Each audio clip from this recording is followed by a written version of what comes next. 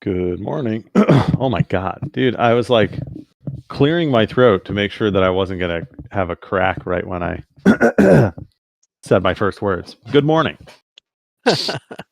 Good morning, Chris. Good morning, Gareth. How you doing, friend? Doing well, doing well. How are you, Jose? All good, all good. Excited for this Econ Forum. I know you guys have been cooking. We have some very interesting data overall.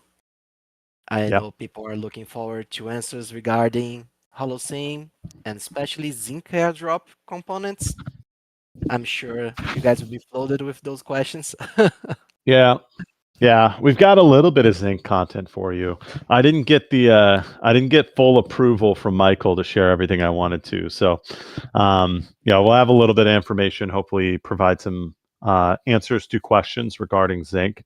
But yeah, majority of today's discussion is going to be a HoloSim data dump. We've got tons of really great data that we've begun ingesting, and we're just going to go through some cool findings and some cool visualizations for the HoloSim economy. That's awesome. That's awesome. Yeah. We are just, let's wait a minute Yeah. or two for the people to join. Yeah, Uh, I was telling Dom that usually we hit about 200 people, so we'll wait for our yeah, we 200. cannot wait for the 200 and then we get started, right? Yeah, once we hit 200, we'll get this show on the road.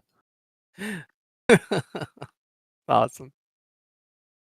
I have a little bit of an allergy this morning. My the temperature dropped down to like 46 Fahrenheit yesterday, which is probably, I don't know, 8 Celsius, 5 to 8 Celsius, something like that. So it was a chilly night, and I woke up with the sniffles. Jesus, man, that's pretty tough. No, it's Uh, no big deal. I don't like here in my city. The lowest we get in the year is like 14, maybe 15 Celsius. Mm-hmm. How hot does it get there? Is It it gets really super hot? like 38, 39 Celsius. Okay. Yeah, that's pretty brutal. Which, like, in fairness, I think we hit 38 this summer in Illinois. So, Jeez. but you're on the opposite side. Actually, I'm curious. Where is Brazil? I mean, I know it's a Yeah, huge country. Brazil longitude or latitude. we should be kind of mirrored, I guess. My my backspace is double clicking today, so it's don't make me type anything. I just tried to type in Brazil, and I had to backspace, and it deleted the whole thing. And then I misspelled it again, and it deleted the whole thing. And I was in a repeat delete loop. Summer sucked. Yes. Honestly, it's been pretty decent the last week here in Illinois. We've had some pretty nice weather. Highs in the 80s, which is not bad for late August, early September, and lows in the 60s. So we've been keeping the windows open for the most part, letting the breeze come through. Nah, that's good. That's real life. Bro, look at Santi, GM Santi. What are you doing in the Talking. audience? That's what gets the people excited, Santi. Yeah, exactly. How does the weather impact the economy, Chris? That's actually there's a lot of interesting econ literature on the weather, believe it or not. Lots of interesting questions you can ask.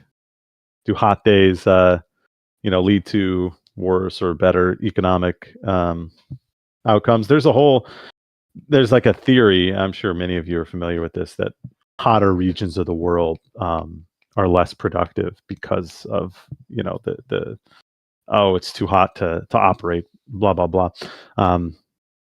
There's alternatives to that theory, but it is definitely interesting. I mean, like the highest crime rates happen on the hottest days of the year, so there's certainly a relationship. I'll start using that.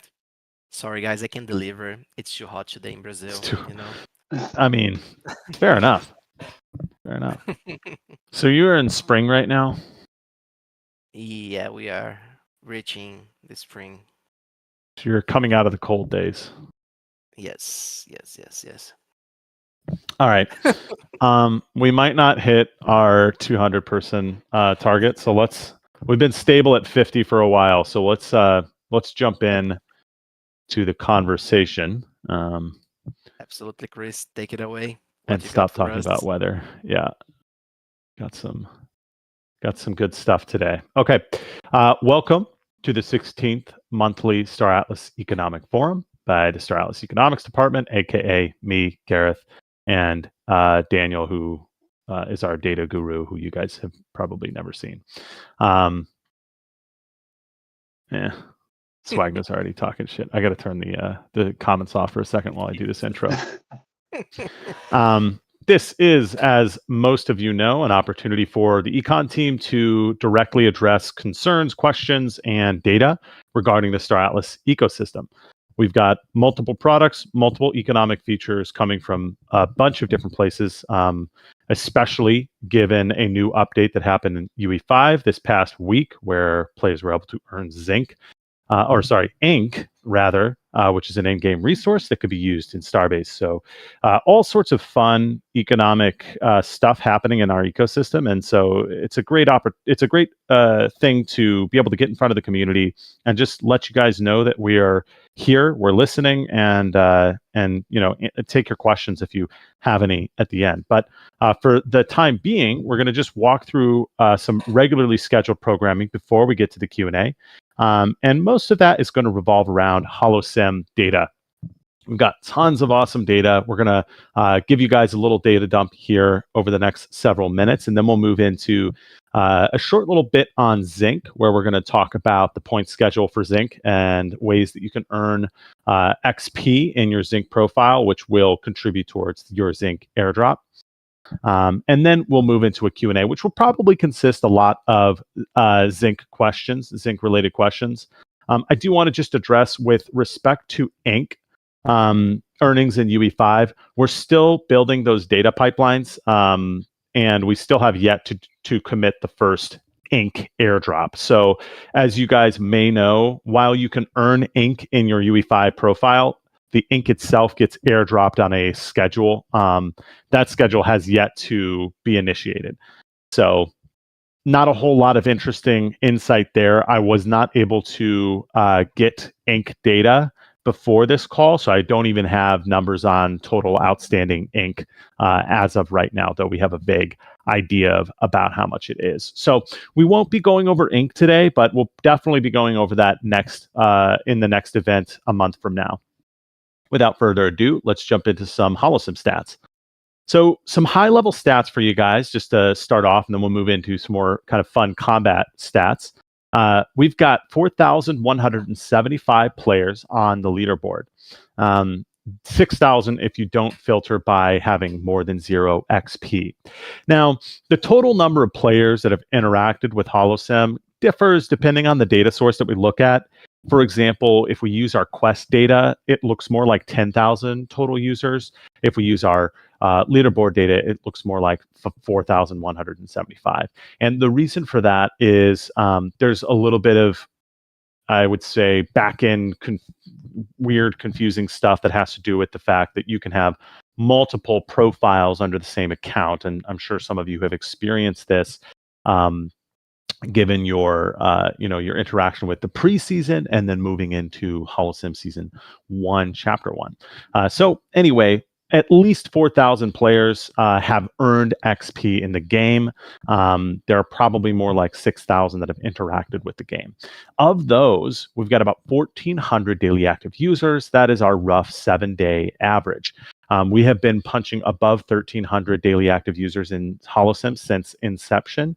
And we've averaged around 1,500 daily active users in HoloSim since inception. So really, really strong daily active user numbers. In fact, we're almost seeing a reversal of the trend that we're seeing in Starbase, where we're seeing fewer players in Starbase. We're seeing more in HoloSim. And we think that there is a potential relationship there, in that Given economic conditions outside and inside our ecosystem, players are perhaps substituting their Starbase actions and involvement with HoloSim involvement.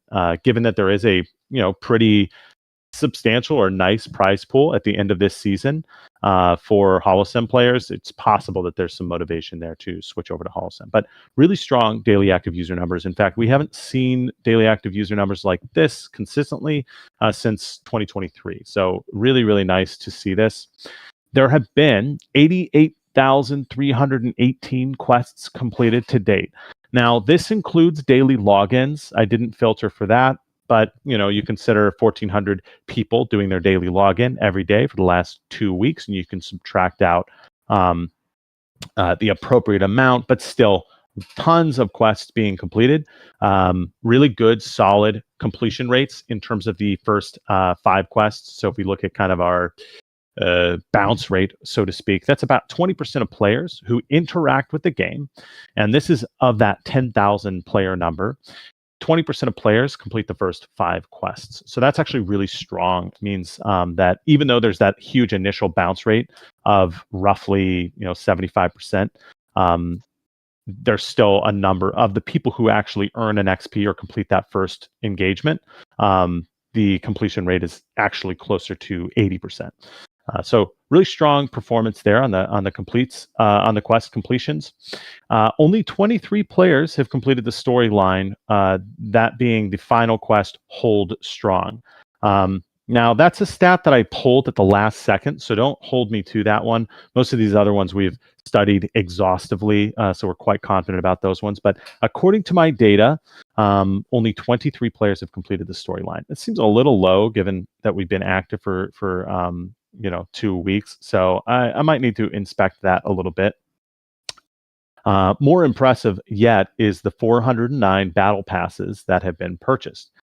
So of 1,400 daily active users, we have 410 battle passes purchased. So that's a really, really strong, that's a very strong conversion rate. And this gives me a lot of excitement and hope for the future of the HoloSim product line. This allows us a lot of flexibility in terms of how we market this product and how we monetize this product. So really, really excited to see the Battle Pass purchasing. And those are kind of our basic stats. Moving into combat stats specifically, this is the data set that Gareth and I have been completely buried in for the last week to 2 weeks, since August 23rd. We've been just digging through this. There's a lot of complexity in this data set because combat engagements are difficult to measure, because just because somebody got attacked doesn't mean that that's necessarily an individual combat encounter. If there are multiple attacks in a row, there could be 10 attacks per encounter or 20 attacks per encounter. So it's a complex data set and a very interesting network to study. But of our preliminary investigation, and Gareth will have more fun stats on combat in a moment, but of our preliminary findings, there have been 23,120 combat encounters. This is just basically attacks. There have been 23,000 attacks, 25 million damage has been dealt, and there have been 4,120 kills. 4,120 fleets have been destroyed. So over 1,400 daily active users, about everyone has lost on average about 3 fleets, so or close to 3 fleets. So lots and lots of pain and suffering happening, as I am sure my mud brethren can attest to. It's been a brutal week in terms of destruction and chaos and losing all of our star bases. So the combat has really juiced up in the last couple of days in the game. Very fun to see that, and we just barely scratched the surface in terms of what there is to find in this combat data. I actually have a map that I want to show you guys. I probably shouldn't. I'm going to have to stop streaming because I don't know what tabs I have open that will reveal secrets of our company. I think I may have actually posted it in a, how do we go full screen on this? Okay, there we go. So I've been putting together this interactive map that shows you all the different combat encounters over the past 7 days. And the size of the circle indicates the count of encounters, and then the color indicates how long it's been since that encounter occurred. So you can see like this gray dot over here, that's a big encounter. There's a lot of encounters over there, but they happened a long time ago. So this is kind of cool because it shows you both the kind of immediate impact of what's going on, but also time is also represented here. So you can see obviously no combat in the safe zones around the safe zone, the faction safe zones. But in the middle of the map, especially over here, tons and tons of combat, lots of blood being spilt over here, and these star bases. Mud So here with booster is wild right now, Chris. yeah, Crazy yeah, data. it's a brutal place to be right around here. Yeah, you can see like this, interestingly, and this is what I said when we just scratched the surface. We need to explore more in depth these engagements, because you look at this and there have been 5,629 encounters at 226, which is this starbase, MRZ 27, which is a new starbase, and 924 kills, what is that? Millions of XP and millions of damage being dealt. And it is a very active zone. So what we want to do, the next step is to try and figure out what's going on in these zones, and okay, what's an engagement? How long are these engagements lasting? Et cetera, et cetera. Chris, from my experience, that place is people farming XP. They are flipping their star bases to farm XP. There's no real combat there. Yeah, which makes sense, right? Like, Yeah. that is pretty. It's probably pretty true of most of these high engagement star bases, but this is something we'll be able to identify more empirically with data analysis. But yeah, good to know. That's kind of interesting. 924 kills. That's a lot of XP being earned by attackers. That's actually an interesting point, because it'll bias our data that we're going to show later, which basically we're trying to figure out, what do these engagements look like, and who's dying most, are attackers winning most, what do the composition of the fleets look like, and how does that relate to the outcome of the battle. But anyway, kind of a cool map there. I'm trying to figure out how to get that map somewhere where the player base can look at it, because it is. I mean, I update it in real time, so it's constantly updating and showing the latest engagements. So it would be really cool to dig into those and to be able to provide that to the community. So that's the combat map. Next, I'm going to pass it over to Gareth, who has some visuals for win rates and what do these battles actually look like. Thank you, Chris. Jose, can you see Chris's stream right now? Still loading Chris, for me. it's loading, yeah.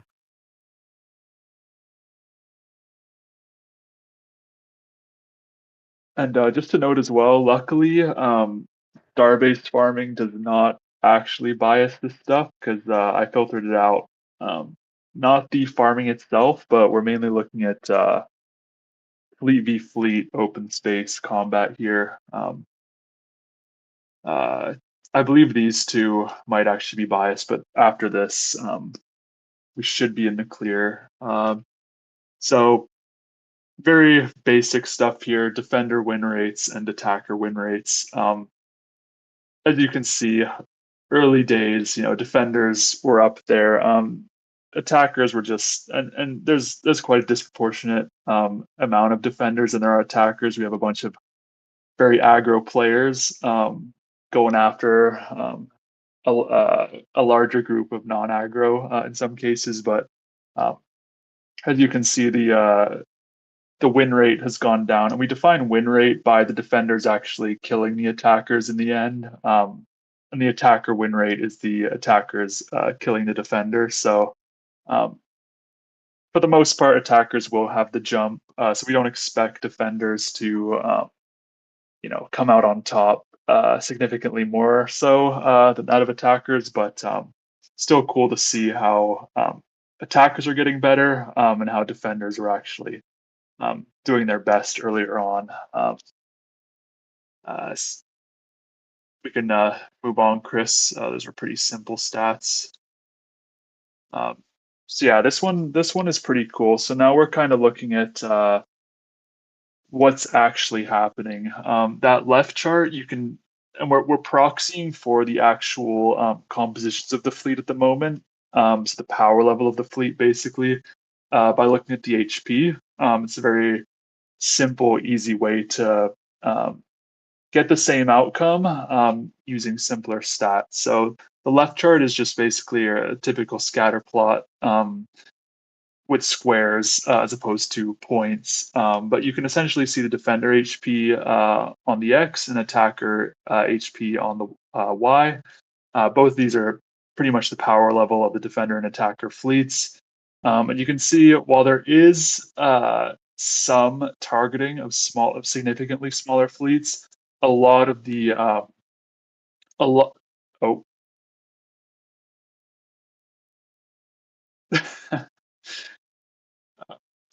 The budget for the econ forum has increased, as you can see, but maybe we need someone on Chris's side doing the slideshow. But sorry, as I was saying, is it showing?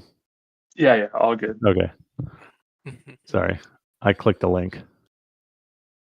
No, all good. As you can see, the density of points in the top right indicates it's a lot of bigger fleets engaging here. Now, obviously, compared to mainnet, there's no financial risk really for small players to not try and engage. But for us, this is kind of good to see that, in this scenario, we're not seeing, bigger players target the smaller players just for fun. There's a lot of opportunity for bigger players to fight bigger players. And in some cases, defender HP is pretty big. And there's been some attackers that have tried to go after very big fleets. So, or in comparison, so that's pretty funny. On the right side, you can see the sort of, I guess, sway of these battles. So, the orange is represented by fights where the attacker's HP was greater than 25% that of the defenders. The blue is vice versa, so where the defenders are 25% stronger than the attackers, and then the gray is about even. Obviously, by design, we're going to see attackers target weaker opponents. But just like the previous charts, we were looking at win rates. It's great to see the defenders are still able to come out on top in some cases. And this doesn't include, we're into the data that doesn't include star bases. So unless you guys have found a way to farm fleet v fleet, I'm pretty sure. Is that now what they're doing? So Chose, they're destroying the actual starbase itself, correct? Yeah, they are flipping it. Yeah. Yeah, which like Garrett said, that this will account for that. Now, one thing that we can do is make fleet destruction more punishing. Right now, there's not like a huge, it's not that big of a deal for you to get your fleet destroyed, but there are ways that we could make it much more painful, as you might imagine. Yeah. By found a way, I meant more of a efficient way to do it. If it's just going in and using the expected outcomes, then yeah, it's not the best way of doing things. But if you really just don't want to play in or farming, maybe you're in here. Well, you are in here if you're doing that. But yeah, for the most part, a lot of the battles do seem are very targeted and are very I guess progressive in terms of what the faction's goals are. So farming does not stick out to me at least, between fleets v fleets. But I have no doubt that there's some of you guys in there that are farming fleet v fleet. Whether or not that's super efficient, I'm not sure. You guys probably know, but I wouldn't imagine. I'd imagine there's the star-based way would actually be much more efficient, but that's another discussion. Chris, you can skip to the next slide.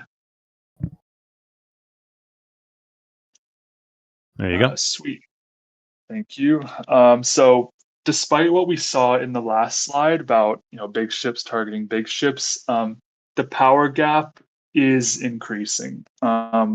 So up until now, the scatter plot showed us that things are still relatively good in our eyes, in the eyes of the econ team, is in terms of power level targeting, being pretty even to the extent to which we're measuring it. But that disparity is increasing. So you can interpret this in a few ways. If you're a passive player, you might want to be more careful over the next few weeks or leading into your next operation, because there is a trend shift where bigger fleets are targeting smaller operations. Now, this could, as you can see, this isn't just straight up. There are downward shifts. So territory control is going to be huge here. I imagine if the aggressor, who I forget who's the bigger aggressor, whether it's Mud or Ooster. I don't believe Oni has too many pirates going after smaller fleets, but It's those filthy oosters. I'm not biased at all. Yeah, no. If they, if you're able to push them back, then this power gap should decrease. As Mud seemed to be more merciful, I'd imagine, on the smaller fleets. So, on the right-hand side as well, you can see the average HP per fight. So this is total HP across attacker and defender. Then the attacker win rate. Smaller battles, so between smaller fleets, the attackers have a higher win chance the more this goes up. And there is bias here because, as the attackers' HP goes up and the defenders stay the same, the win rate will naturally increase. But something kind of cool happens in the middle of the chart here, where it kind of trends sideways and moves around, and that's because we're getting into that section where it's bigger ships targeting bigger ships. So up until about, and this is a 10x scale here, so that's about, I'd say, 2,000 or 3,000 HP battles. That's about the extent to which we're seeing the attackers' trend of winning flatten out. Now that could be, a fleet with 2,000 HP against a 1,000 HP, 2,500 against a 500 HP fleet. So, which is also kind of interesting, because then you can almost say that it's just medium fleets attacking smaller fleets, which is causing this trend up in the as health increases. But yeah, so maybe it's not the massive fleets that are causing the issues. I just plotted this today, so a lot to interpret here. But as we get much higher to the 100,000 HP per fight, those are the big guys. They haven't had too much success fighting each other, or fighting at all, really, because this would be somewhere. This would have higher percent if they were actively engaging, because there's a lot of targets for those big guys to go after. So, yeah, also pretty cool. Next slide, Chris. Sweet. Yeah, and this is the last chart I wanted to show. We'll have a lot of time for questions and zinc stuff, but the attacker win rate is on the y-axis here. An attacker to defender HP ratio is on the bottom here. So basically, as the x-axis increases, the attacker has more HP than the defender. Basically, the matchup becomes more uneven. So as you can see in the beginning, HP ratio remains low, so the attacker and defender are pretty evenly matched. This skyrockets, and I left out the x-axis values because there were some formatting issues. But think about it starting at, I believe it starts at 0.9, goes all the way up to like 0.3 or 4 here, up to 1.5, and then it trails off close to 2 to 3x that of the defender's health. That is likely because defenders are leaving the engagement when they're outmatched, or at least trying to leave the engagement. So if a fleet thinks they have a chance of defending successfully, they will stick around and then eventually lose in some cases, and then trend down as they think, okay, I'm outmatched, and they try their best to leave the scenario, which again is pretty cool. So you can see that, and I'll assume this is somewhere between 0.4 and 0.6. If for you guys especially, if you can relate to this, if your defensive HP or your HP of your defending fleet is only about 25 or so % less than that of the attacker, some of you may have thought you could stick around and win it. Anything over that, we can see that those attacks have not been as successful, and those defending fleets have not reached 0 health points, aka they've escaped. So, yeah, a pretty cool chart. A lot more to derive from all this. As Chris mentioned, we're hoping to get a HoloSim dashboard up for you guys in the community dashboard, and hopefully that will include the combat map that Chris has. It is quite not complex to visualize, just complex to build in Looker, because there's a lot of conditionals and things that are a little annoying to work with on Looker. But again, nothing that won't stop us, and hopefully we can get that to you guys. Same with the ink data. An ink dashboard will be pretty cool, especially because it's our first UE5 resource. So yeah, but you can expect those. But yeah, HoloSim's been a big priority. And yeah, we've covered combat today, but there's marketplace stuff. There's basically everything you could think of that's in Sage or current mainnet we have in HoloSim. So everything and more. Next month, if you guys have requests for what you want to see, or whether it's HoloSim or back to mainnet, let the community guys know. They're good at sharing with us what you guys may want to see, and that's why we're leaving a lot of time for questions at the end here because of them. So yeah, thanks for listening. I'll check the chat if there's questions, but yeah, really promising stuff this early on into the release. Thank you, Yep. Gareth. I need to. Yeah, super cool stuff. Like Garrett said, still pretty early. We are working through building a model to model out these engagements, and that'll inform us. Once we get to a place where we can formally model different engagements, we can weight each of the different transactions in a different way. So if an engagement involves 100 transactions or 100 attacks, the results of that battle might be different than an engagement that took 10 attacks or 10 transactions. And that information is very important, because right now the way that we're doing it is we're almost like giving every single engagement its own equal weight, and we're treating each attack as an engagement. And so only attacks that result in a destroyed fleet or a fleet with 0 HP are considered, kills. So, this like low kill rate is really just it's a product of the nature of how we're calculating this. It's like, even if every single engagement ends in someone being destroyed, our data is only going to show a kill rate of 10%, 15%, because of the way that the data currently looks. So just a note there. We'll hopefully next time we'll have more comprehensive holosim data and maybe a mature definition for what these engagements look like, as well as the ink data from Starbase and mainnet. But yeah, very exciting stuff on holosim. We're going to move into the next section, which is the zinc point schedule. Now, I want to just caveat this with this is none of this is necessarily final, and you can see I've hidden the actual point values, and that's for a number of reasons.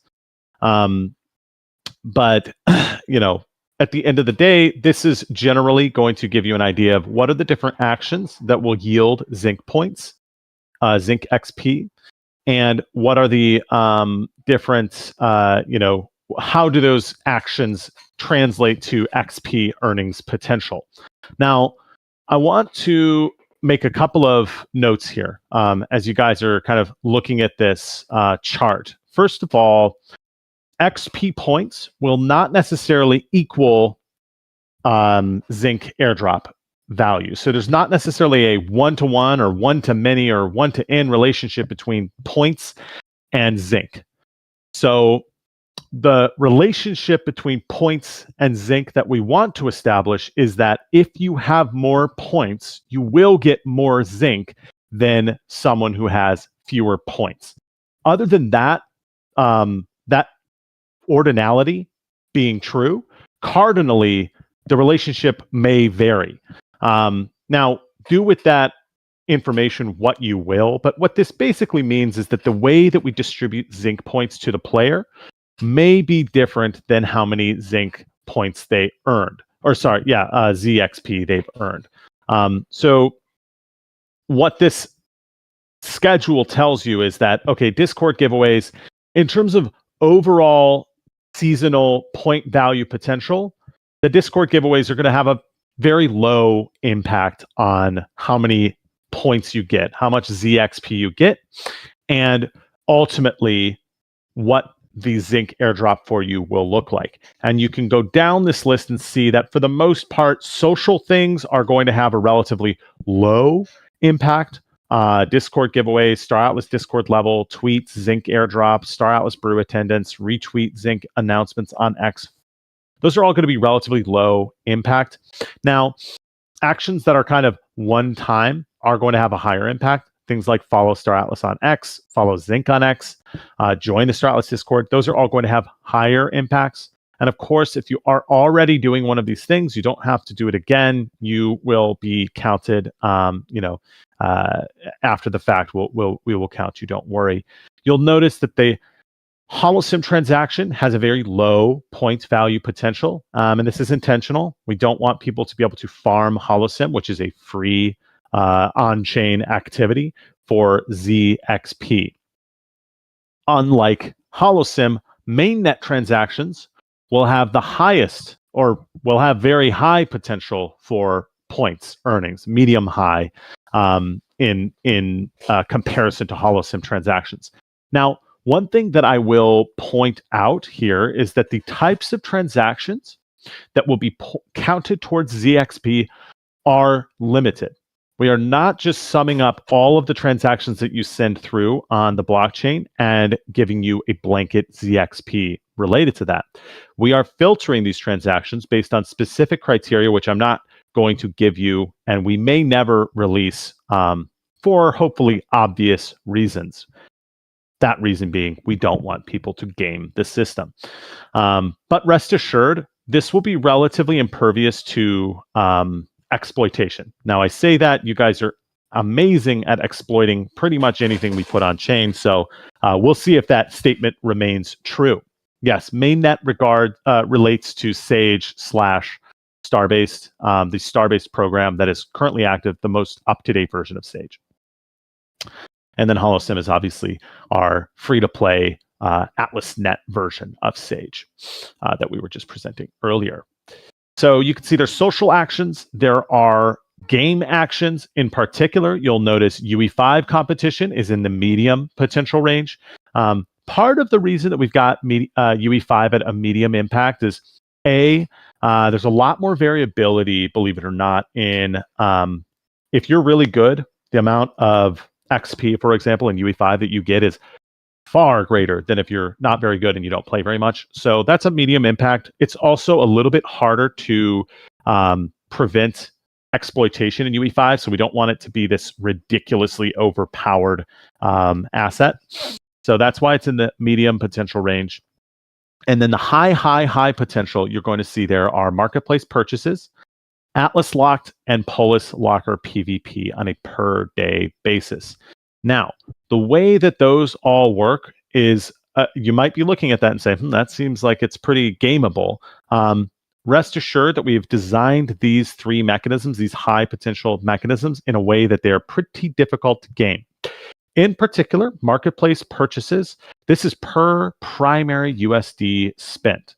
We're trying to explore also including fees paid to the StarAtlas marketplace. So if you have, the 4% fee that Automata takes and the 2% fee that the DAO takes, we're trying to include that, but that's a little bit more complex than simply, oh, you bought a crew pack for $25. Okay, here's your $25 worth of ZXP.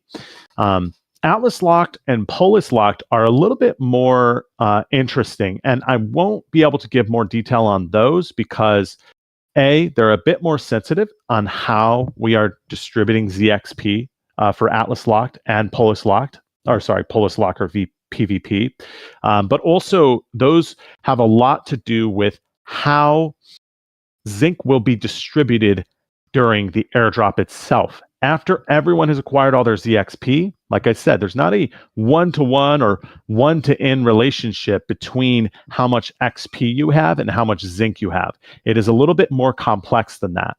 And so that complexity makes it so that it's very difficult to game Atlas locked or Polis locked. One thing that I can say is that you are almost, I would say, in most scenarios, you are very likely to be better off locking all of your Atlas in one locker and all of your Polis in one locker. There won't be an advantage to distributing it across many wallets. So just a note there that we've worked through those three in more, I would say, more detail than any of the other ones because they are kind of the highest impact, and we wanted to make sure that they were less exploitable. I see some comments, so I'm just going to review the notes. Question. I see a question.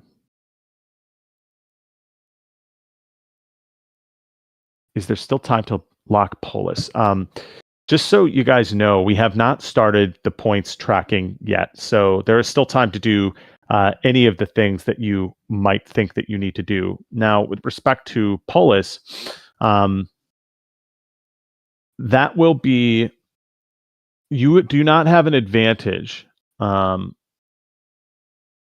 will not have an advantage if you locked Polis, let's say 5 years ago, or Atlas.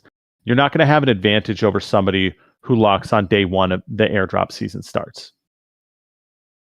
So, we have some Zinc benefits of being a longtime StarAtlas player, but you have to remember this is a different product and very different kind of strategic and economic system than StarAtlas necessarily, or the video game necessarily. So the idea is we want people to be on a level playing field for this airdrop. Partially for the fact that we want people to be motivated to come in, and another also partially because we don't want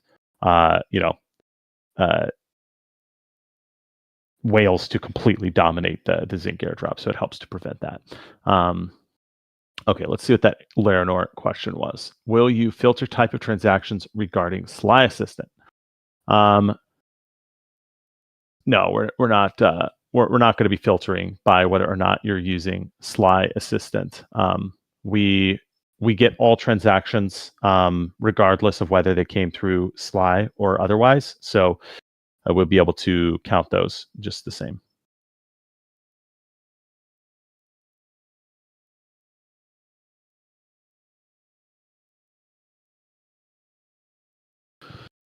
All right.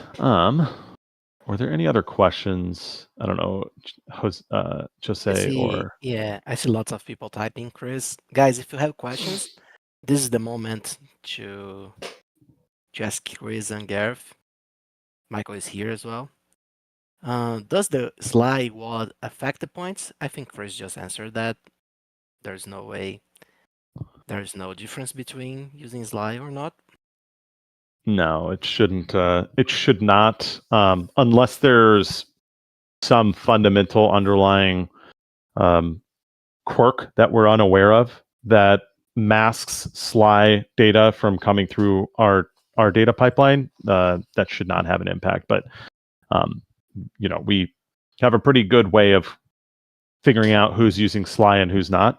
Just the way that the blockchain transactions come in and how they're bundled together. So it should not play a role.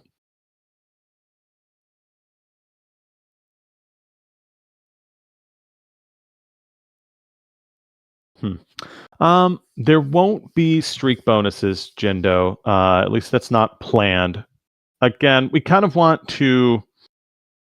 One of the sub goals here is that people who are coming in, let's say mid-season, feel motivated and excited to participate. And so if there are heavy kind of streak incentives, then you come in and you say, well, I came in halfway through and I'm going to get 10% as much as this other person instead of 50%.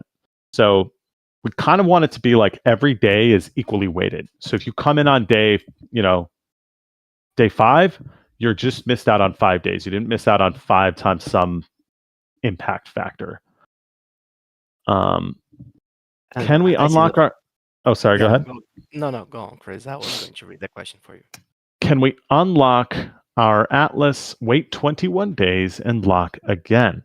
Does that count? I won't necessarily answer that question directly, but I will say that we have attempted to design the Atlas locking reward mechanism such that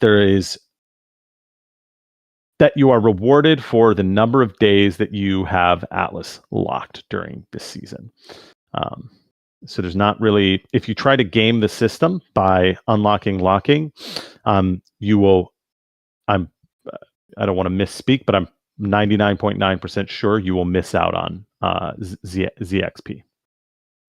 Chris, Ping also has a good question. Will transactions in mainnet be weighted equally? For example, fleet rentals. How is this going to work? Interesting.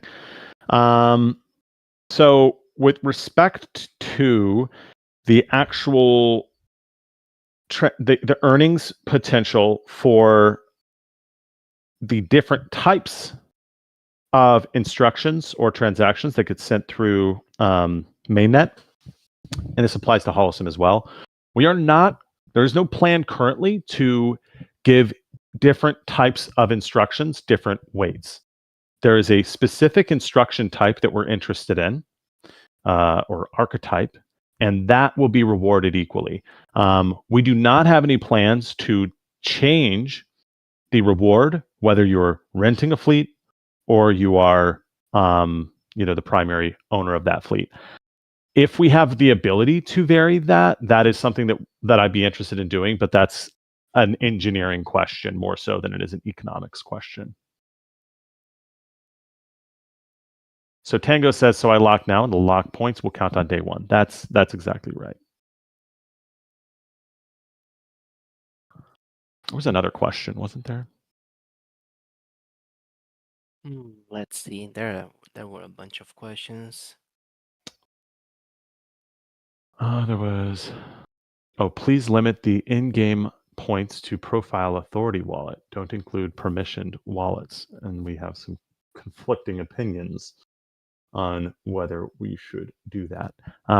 One thing that we're trying not to do throughout this entire airdrop is, besides the social engagements, Discord events or Discord level or brew attendance, we're trying not to limit the quantity that a single person could get. Now that said, we are trying to make it so we are trying to level the playing field so that whether you have a super expensive ship or for example, if we're using mainnet as an example, we are trying to make sure that we reward people with expensive ships and cheap ships the same. So we're trying to kind of balance the playing field.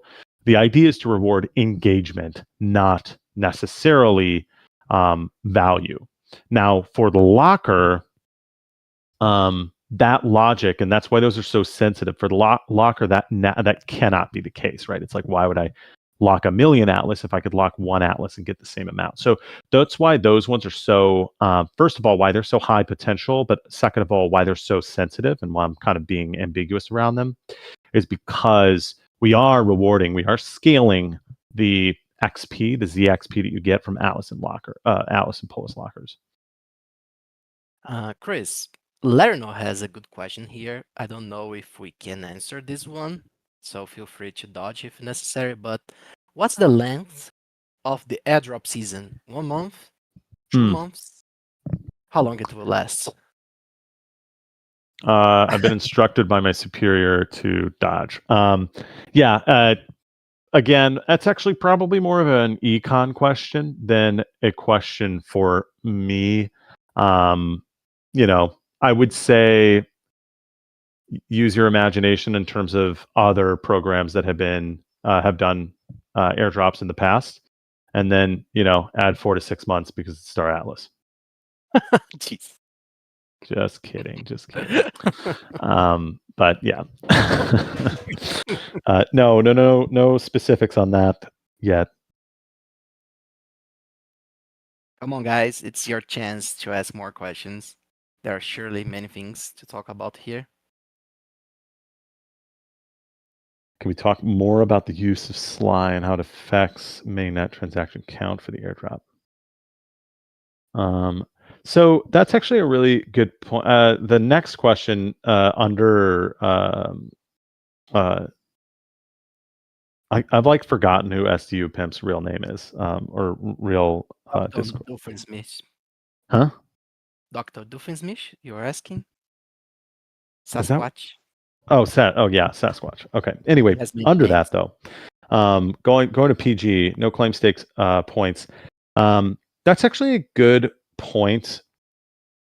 I think when we were designing this, we were kind of looking in the forward direction.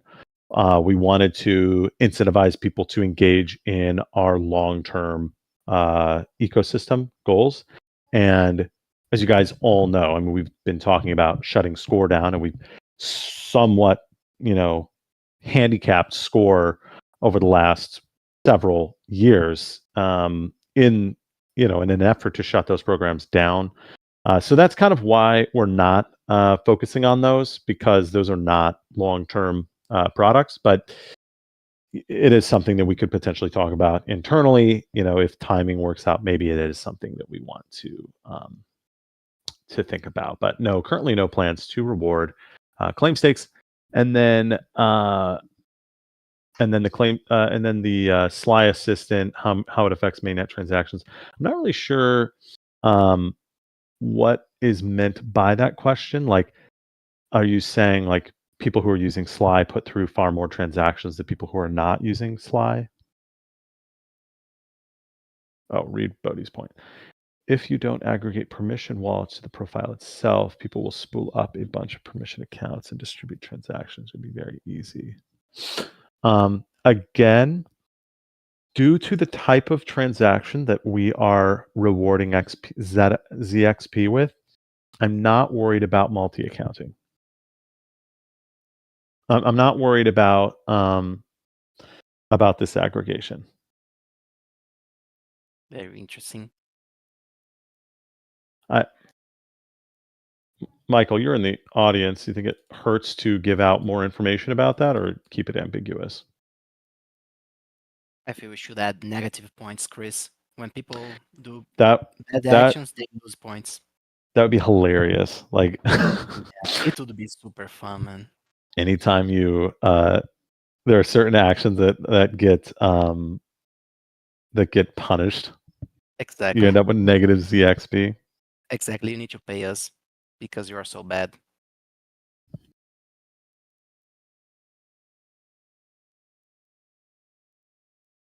1 second, my wife just texted me.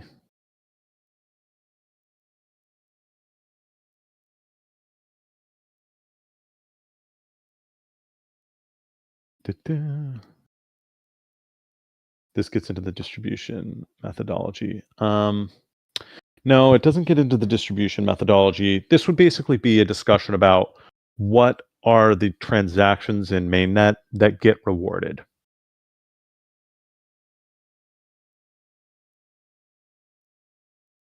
I don't know if you know the answer to this one, Chris. People using Sly with Lancer, will the ledger get the points or the Lancer wallet? Or is it tied to the player profile? Bro, That Michael. is an engineering question. I am not 100% sure how that's going to play out. I assume that the program will link your profile to your Zinc profile, and the points would be rewarded in that way. But that's a bit too outside of my scope. So basically, the way that we plan on combating duplicate accounting, spoofing, and otherwise exploiting the on-chain transactions. It's kind of multifaceted because on the one hand, you have to pay rent and transaction fees and all these things when you perform a mainnet transaction. So already there's inherent cost associated with performing transactions on chain. And given the price of performing those transactions, it is basically impossible to know. In fact, I don't even know. I could probably estimate, but I don't even know what is the value of a ZXP compared to the price that you paid to execute the transaction. So already there's a fixed cost associated with performing a mainnet transaction.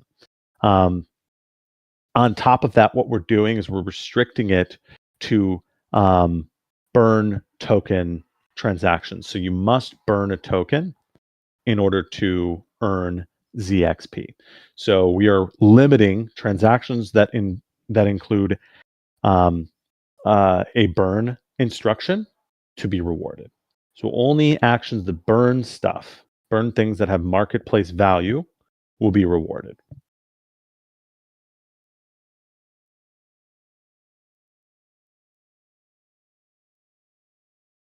So you have pretty heavy costs, all things considered, in mining ZXP.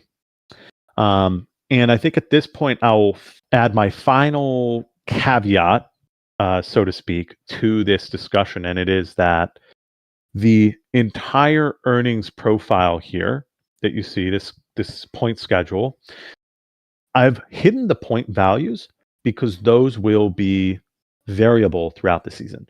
I have made it abundantly clear that those are values that should be adjusted as the season progresses. It's very difficult to know early on what the actual earnings will look like for players, or for profiles in Zinc. I have estimates, I have simulations, but those are just simulations, just estimates. I don't know what this will actually play out. It could be that we're way overcompensating mainnet transactions, or we're way undercompensating mainnet transactions. I know what my targets are, and when we exceed those, we will bring the point values down, because what we want to do is create a fun, engaging ecosystem where people are able to participate in every single one of these actions and feel like they're making a difference to their ZXP. So that all said, it's going to be very, very difficult for you to, like, let's say, oh, if I spend 0.00005 SOL on this transaction and it costs me an additional 0.0001 Atlas because I burned these items, then I'm going to get 100 ZXP, and that's going to be worth 10 Zinc, and that's it's that calculation.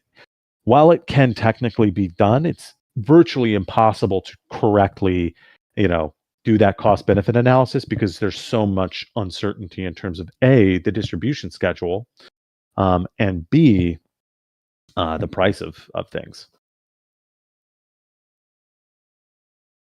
Very Yeah, it will cool. be adjustable over time, and it will happen behind the scenes. Now, you'll still see my understanding is that in the actual platform, the way that they're designing is that you will see your XP increment. You will see how much XP you have, and you'll be able to use that to gauge where you rank in the rankings. Honestly, not very dissimilar from how HoloSim works, but the actual distribution will be different than than um, it will be different than the actual ZXP that you've got in your account. And our Canadians on the team have me calling ZZ because it does kind of sound cool, ZXP instead of ZXP. But yeah, apologies for that inconsistency. No worries, Chris. And yes, as Lerno is saying, I think the best strategy is just keep playing, keep engaging, have fun, see how you can participate in Star Atlas among the different stuff that we have online right now, and you'll be fine. I think that's the key takeaway, right, Chris?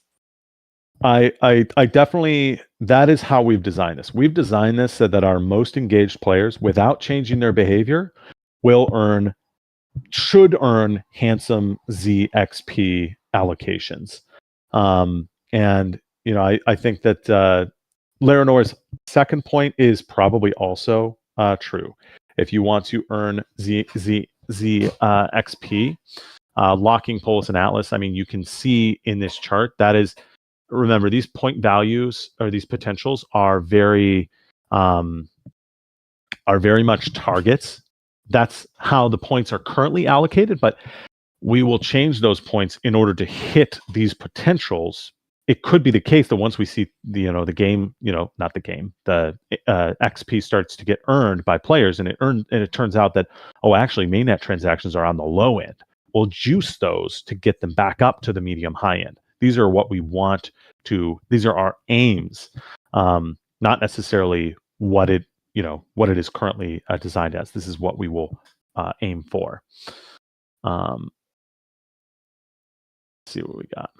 We're 2 minutes over, so we should probably finish up. Absolutely no comments on your mortgage.